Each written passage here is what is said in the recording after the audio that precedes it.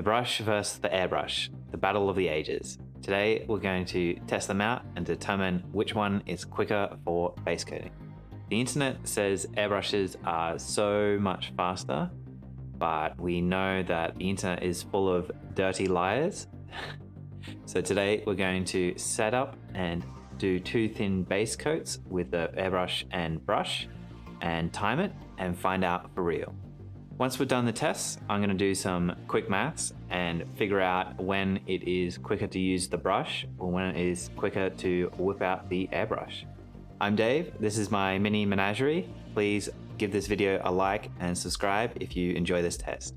The victim of this test is going to be a Drycha Hamadreth that my friends very kindly bought for me, so thanks guys. And in preparation, I've built her legs and primed and zenithal her.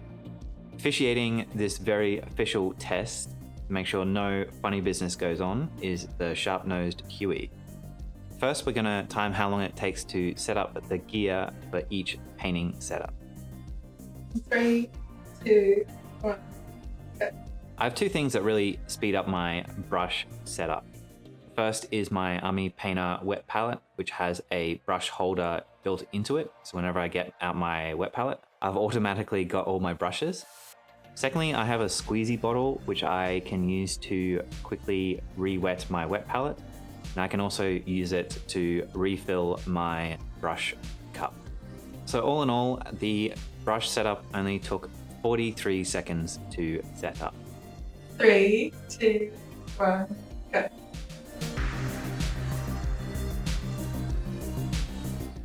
For the airbrush setup, if I had space to leave my spray booth set up permanently, then that would save me a lot of time for the setup.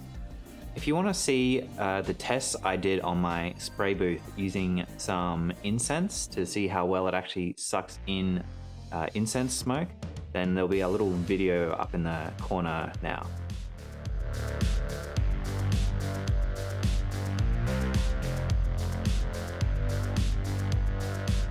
So the airbrush took 2 minutes and 46 seconds to set up. Now we're going to paint 2 thin base coats on each leg with the brush and the airbrush. So I'm using Oak Brown from Army Painter, and the brush I'm using is the Monster brush from Army Painter. I'm not sponsored, I swear, they're just cheap, and so am I. So the Army Painter brush, the Monster brush, is the largest brush I own, which is why I'm using it, and it's a synthetic brush. The wet palette I'm using is really helping me out because it's keeping the paint wet as I'm base coating. Having said that, I did struggle a bit to keep the paint consistency not too thin, not too thick, so some of the areas have sort of different thickness of paint. Another struggle I had is this is a pretty complex model, and with the brush it's quite easy to miss little spots here and there with it. Now I've done the first base coat and I'm not going to count drying time because I have better things to do than watch paint dry, and I really hope you do too. Now with this second coat, the Oak Brown is getting a nice coverage over the zenithal that was laid down previously. But looking back later, I can see that it's not quite fully even. There's still patches where the color's a bit different. So in total, painting this leg with the brush took me 18 minutes and 51 seconds. Now onto the airbrush. For the airbrush, I'm using the same Oak Brown color, and I am thinning it down with Airbrush Medium by Army Painter, which is a thinner and flow improver all-in-one. The airbrush kit I have is an airbrush kit by Fengda. If you want to see my review on it, then check out the video that is popping up in the corner now. I did struggle with this first coat with the airbrush as I thinned it down way too much, and I was getting terrible coverage. I also spent quite a lot of time cleaning out my airbrush between coats because I've had some issues with this color previously being too thick and clogging up my airbrush a little bit. So that's why I thinned it down a lot, probably too much, and I spent a lot of time cleaning it out. But with the second coat, I didn't thin it down quite so much, and I was getting a lot better coverage. might also notice that I have modified the trigger of my airbrush a bit. I did that so I get better grip. If you want to see how I did that, then there's a video that's going to pop up in the corner. So in total, painting with the airbrush took 13 minutes and 23 seconds. So if we add up the setup time and the base coating time, then the brush took 19 minutes and 34 seconds, and the airbrush took 16 minutes and 9 seconds.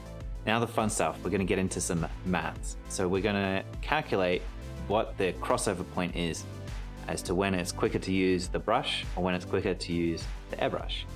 I do want to caveat this by saying these are my numbers, my times. So if you're quicker or slower with the brush or airbrush, then your numbers are going to be different. Having said that, my numbers clearly the best numbers. Okay, let's start with a graph. So on the y-axis, we're going to have time, and on the x-axis, we're going to have Drycha Hamadreth legs. As you can see, the brush didn't have as much setup time, but it took longer to paint. The airbrush had more setup time, but didn't take as much time to paint. The important thing to focus on is this crossover point where the lines cross each other. Anything to the left of that point, the brush is quicker. Anything to the right of that point, the airbrush is quicker. And from now on, I'm going to shorten Drycha Hamadreth legs to DHL. Okay, so for the maths, I'm going to convert all the minutes and seconds just into seconds, so it is simpler. So the function for the brush is time equals 43 plus 1131 times DHL.